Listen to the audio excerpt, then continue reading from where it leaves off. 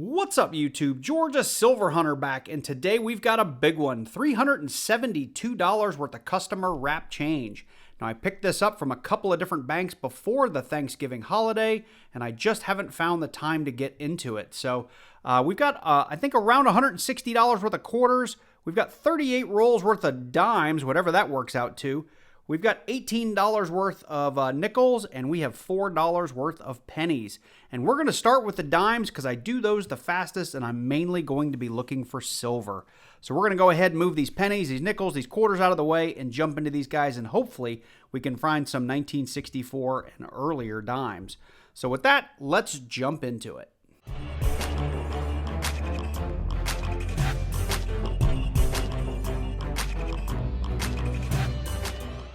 All right, so as I said in the intro, we're going to go ahead and get into these dimes, and I'm only going to be edge hunting these guys for silver, and hopefully we'll find some. Typically, or at least lately, I've had some really good luck in my customer wrap dimes.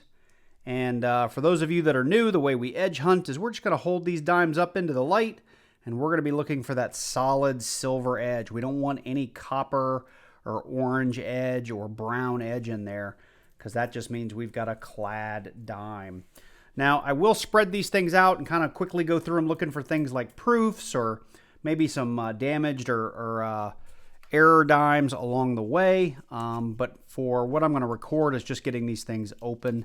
And I will actually fast forward if we're not finding much here in the next 2 or 3 rolls.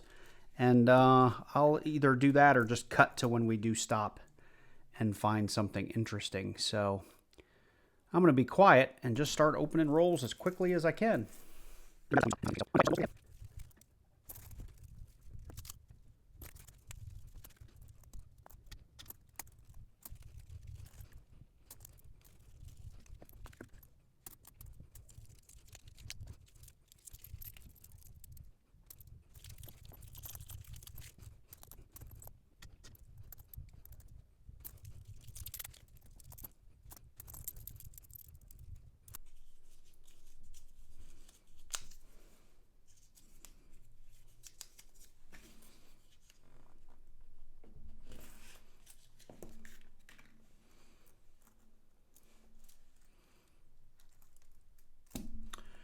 All right, well, I've lost track of which roll we're actually on, but right here on the end, you can see right here, we've got ourselves a really, really good gray edge. Oh, look at that, we got a mercury dime. I haven't found a mercury dime in forever. And it is a looks like a 1924. Let me try to zoom in on that. Hopefully you guys can see it. 1924, I don't see a mint mark. This thing has definitely seen some better days. Just checking under the scope here. Yes, it is a 1924. I will take that all day long. That is awesome. Mercury dime. Love it. Haven't seen one of those in forever.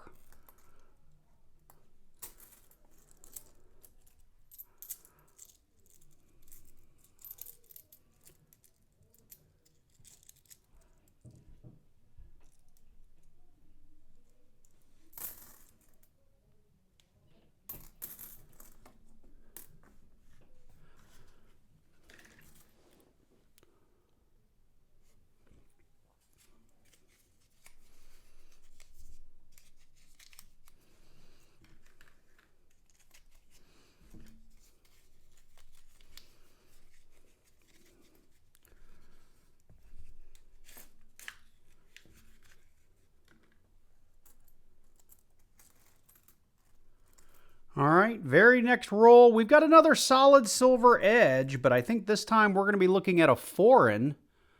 You can see right here the edging is very, very different than what I'm used to seeing on US coins, but I've been fooled before. Yeah, we've got ourselves a Canadian 10-cent piece. Let's see if I can get a year. Did I already say the year? No, 10 cent, 19. Looks like 1985. So a foreign on the hunt. We've got a silver.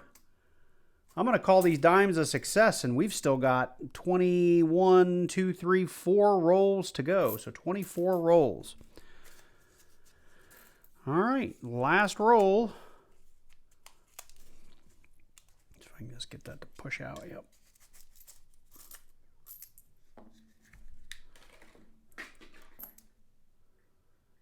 last roll of luck. I am not seeing it. Okay, well let me clean this mess up. Let me move these so we don't lose them. We've got a lot of dimes to go get rewrapped, and like I said, I'll look for proofs and anything odd or interesting that maybe jumps out at me while I get them back in some new wraps and get them marked so I know they've been searched. 20 minutes later. So we cleaned up all those dimes and we didn't come across anything else. So throughout all of those rolls, we came away with kind of 2 busted pennies that were misstuffed. We did get 1 Canadian dime. I think it was a an 85. And, of course, a Mercury dime, which we can't be mad about at all, a 1924. I'll throw the mintage up on the screen. This one is a little bit worn, but it is an old dime. For those of you that don't know, spot price for silver is out of control these days. We're approaching $60 a troy ounce. It's like 58.5, something like that. But this guy today would be worth about $4.22 for this little tiny dime, 90% silver. So with that, we're going to go ahead and jump into the nickels next. So I'm going to go ahead and get maybe 3 of these rolls just laid out here just to see what they're looking like, because customer wrapped, you never know. Could be really good, could be really bad.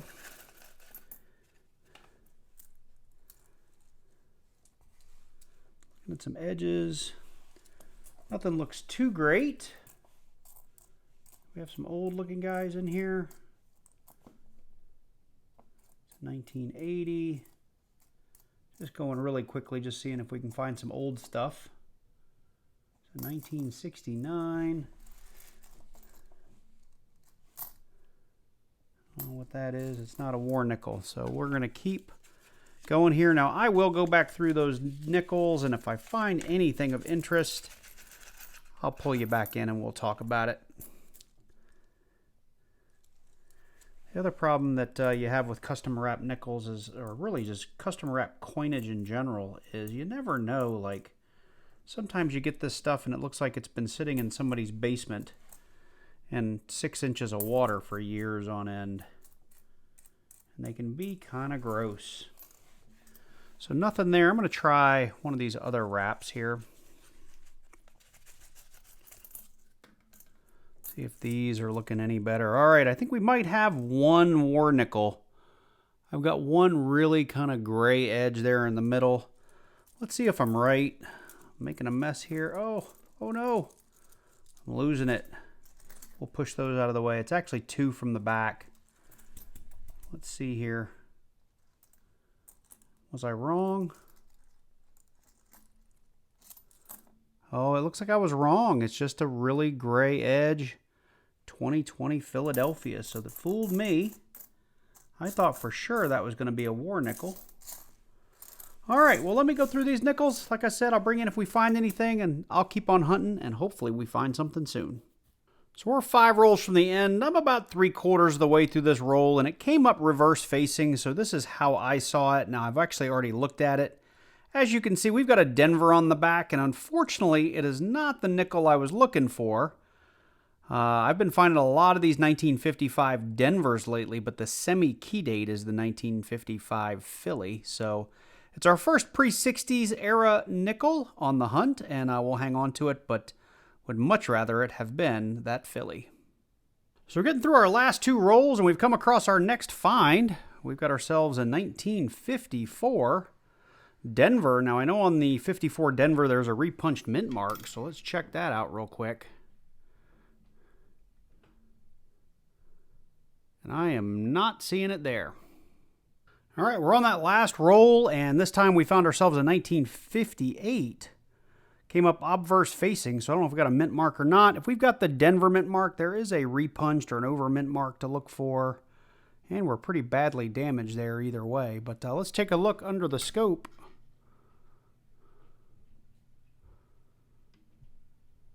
Right there, we might have to zoom that a little or focus that a little bit. No repunched mint mark. All right, just a 1958 for the hunt. Well, that's going to do it for our nickels, and I went through all of these during the hunt, but really quickly, a 1958 Denver, a 54 Denver, a 55 Denver, and I did hold 1 2024 Philly, simply because these are worth a little bit of money, so I hang on to anyone that I find, especially if they're in good shape. So with that, I'm going to go ahead and jump into those pennies next. So we don't have a whole lot of pennies to go through, but I did want to stop here for just a second to show you one thing I do when I get my customer wrap pennies from the bank, which I know is harder and harder to do these days, with banks typically only giving out anywhere from 1 or 2 rolls to maybe $4 or $5 worth. But especially when they're customer wrapped, I do like to bring them home and weigh them just to get a sense for, are they short? Could they possibly be heavy, or could they possibly be loaded with copper? So in the document I have in the description down below that has all of the things that I typically look for on top of what I have in the Strike It Rich with Pocket Change book, there is a table that shows, based on the weight, about how much copper you could expect to find in a roll of pennies. So a roll of pennies typically weighs about 126 grams if they're all zinc. If they're copper, they're going to weigh a bit more because a copper penny weighs about 0.3 grams more. Is that right? No, it's more than that. It's like 3.1 grams versus 2.5 or 2.6, so it's a little bit more than that. But so if I put each of these on the scale, you'll see like this one, probably all zinc, maybe 1 copper in there. This guy, probably all zinc. Again, maybe 1 copper. This one's going to have a couple of copper pennies in it because we're at 127.8. Again, mostly zinc. We're going to have a little bit of copper here. We're going to have some copper in there. And last but not least, this one either is going to have an extra penny or 2 in it, or this roll potentially has 10 to maybe 12 or 13 copper pennies in there, and our best shot at finding some wheat pennies. So let's, for fun, test my little theory here live on camera. 127.1 grams. Actually, let me just get these a little bit out of the way. And I will do this really, really quickly because I know you guys don't want to watch me go through 50 pennies all in one go.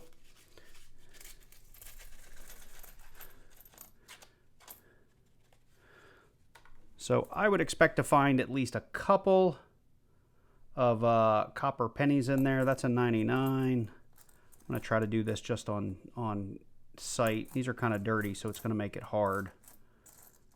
That's probably copper. And it is. It's a 1982D. We'll throw that on the scale just to show you. So we are at 3.1 grams, so we know that's copper. Now, 82 is a split year. You can find those in zinc as well. And right now, I'm really just looking for the ones that kind of are a darker shade and read a little bit copper. So we know we've got one. I probably missed one. There's another 1982. Again, let's bring the scale out here just to be sure. 3.1 grams. I have a feeling there's probably one more in here that I missed, but I'll find it on a second pass. And I also look for all my DDOs, DDRs, and other varieties out there, so I'll bring you in if we find anything. Okay, well, we made it through that first roll. We only had the 2 copper, so I was right. We were just going to find a couple of them.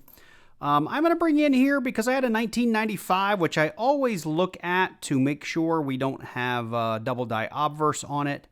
And it looks like we've got a little bit of maybe a die crack or something here. It's probably a very, very minor error. Not going to say it's worth anything, but if you see that line right there on the coin through the B, that is definitely not post-mint damage. Now, it could be a little bit of copper plate blistering. That is possible. Could also be a little double die, or not double die, a little die crack. So let me know what you think in the comments down below. Again, not saying this is a real valuable coin, just something I noticed looking for a double die obverse.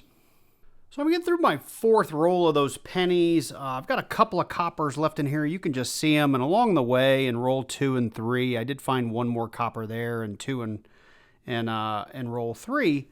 We came across this oddity. It weighs very, very light. Let's check the weight on it. It doesn't really matter. I just want to show you. So we're at 2 grams, which is way less than a regular zinc penny, which, like I said, should be about 2.5. Now, off the cuff, it looks really, really bad. You can see that, and I probably just gave it away. You can see that the text is really, really thick. I mean, it looks like a regular penny on quick inspection, but it's actually a double-headed penny. So what I don't know is, did this come from, some kind of play set, or is this like a magic coin or something? Like, is there a trick somewhere out there that requires you to have a double-sided penny? But just to show you again under the scope just how bad this the text and everything is, you can see just how thick. And like if we had a regular 2004D, this would be heavy doubling. But that's the font across the entire coin. And you can see we're lacking lots of detail there in Lincoln. And so no way this is a mint mistake, at least as far as I can tell. I'm going to do a little search on the internet and see if I can find maybe a magic trick or where this coin might have come from. But still, a really cool little oddity on the hunt. So in that fourth roll, we did really well. We ended up coming away with what's probably a ground target, a 1999 dime, so plus 9 cents there. I'll take it.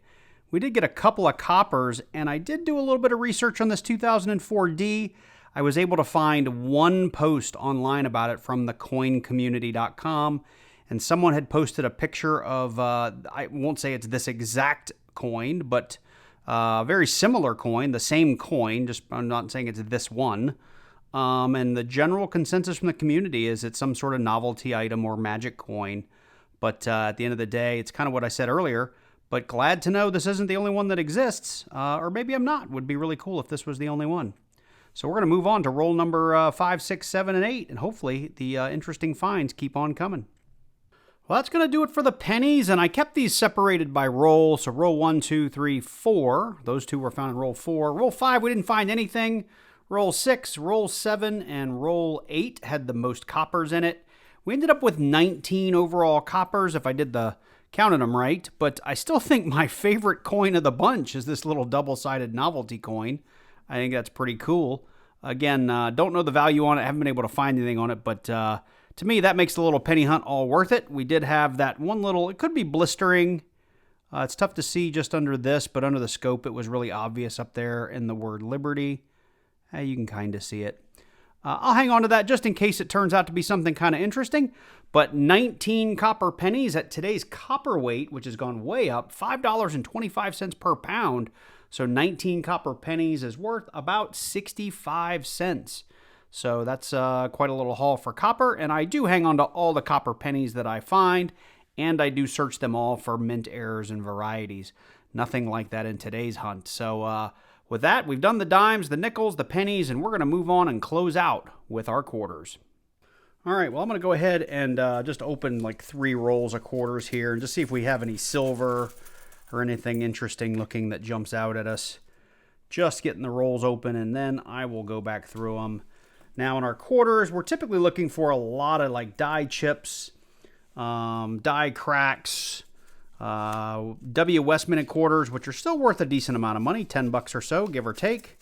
We're looking for our San Francisco proofs and business strikes, which will have a San Francisco mint mark rather than a P or a D. And anything else interesting that we may find along the way. So that's 2, and let's just do that one because he's looking like he wants to come out anyway. I also track all of the bicentennials that I happen to find in these hunts. I don't keep them all anymore. I really only keep the really nice ones. So I'll keep a count, but like I said, I typically send them all back. So no silver in there to speak of. So there we go. I'll go through these. I'll bring you in as we find things. We're about 6 or 7 rolls in. I know I just said 6, 7. Somebody's going to comment on it, but it is what it is. We came across our first kind of real find of the hunt, and it is the leaky bucket in the 2015 Homestead. And it's easier to see here under the scope. You can see it just with the iPhone camera or with some light magnification, or if you have really good eyes. The leaky bucket is where you get a big die chip here on the bottom of the bucket. It should be a nice straight line, and instead we have a die chip. Now, the really valuable versions of this, that die chip will extend all the way down here underneath the pump. But this one's kind of a neat one to find, and it's been a while since I've priced them on eBay, but for a while, the big ones were going for decent money. These may only be worth a couple of bucks today. I'll throw a comp on the screen from eBay if I can find one from a recent sale. Now, you probably saw a few things up here, basically bicentennials. I was misstuffed by a nickel, And I'm just throwing all my 29s, 10s, and 11s because they're just lower mintage over here. And so far, we've only come across one. So we're going to keep on hunting and hope we can find some more cool stuff like the 2015 Leaky Bucket. So same roll, literally just a couple of quarters later, I have another find for you, but I want to take you over to the Strike It Rich book to show you because there's a lot of folks that don't know about this double die reverse. This is the 2012 Philadelphia Alaska. Like I said, double die reverse. And if we look at the back of the ram's neck here, you've got doubling right there. You can see it here in their picture. Now, their prices in this book are usually pretty good, but lately some of these ones they say are 10 or 15 aren't quite fetching that. Sometimes they are, so I'll check eBay before the end of the hunt to see what this coin's really going for. The problem I'm going to have is that this quarter has quite a bit of gunk and crud on it, so trying to make any real money on it would be very difficult if I were to try to sell such a thing. But let's have a look under the scope. Where did it go? There he is. Right there. You can see our little doubled neck right there, just like in the Strike It Rich with Pocket Change book. So it's getting a couple more rolls open. As you can see, I had 3 here. The 4th one I got out. We had kind of a surprise there on the end, and you can see it looks really silvery, but the reading is off, which usually means we've got a foreign on our hands. And my favorite way to pull those out, obviously, is with some rare earth magnets. And you can see we don't have an American coin. We've got a 2007 Bahamian 25-cent piece. Well, we're getting towards the end here, and we've come across another fun little die chip error. Now, obviously, I've already picked this up, and that's how I know we've got one. This is the 2008 Arizona, and it's actually in pretty decent-looking shape here. What we're looking for is a die chip down here over the engraver initials, and oftentimes you can find a big die chip above the 2 here in 2008. Obviously, easier seen under a scope, so let's check that out. Right here. So we should be able to see the engraver's initials, J. I think it's FM. It could be JLM. I think it's JFM, though. There's a die chip right here. It's called the Extra Cactus error because this little die chip looks like all these other little cactuses that are at the base of this big cartoonish cactus. So this is one you find all the time. Not worth a whole lot of money, but they are kind of neat to pull if you are new to coin roll hunting.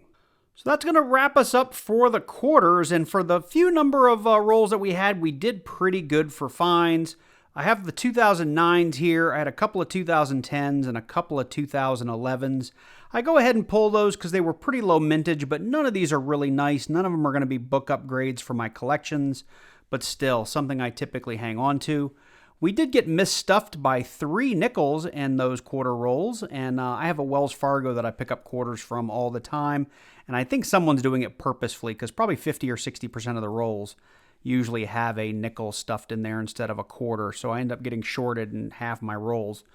I did come across 3 bicentennial Phillies, 1 bicentennial Denver, no DDO on that quarter, but the nice ones I hang on to, the rest go back.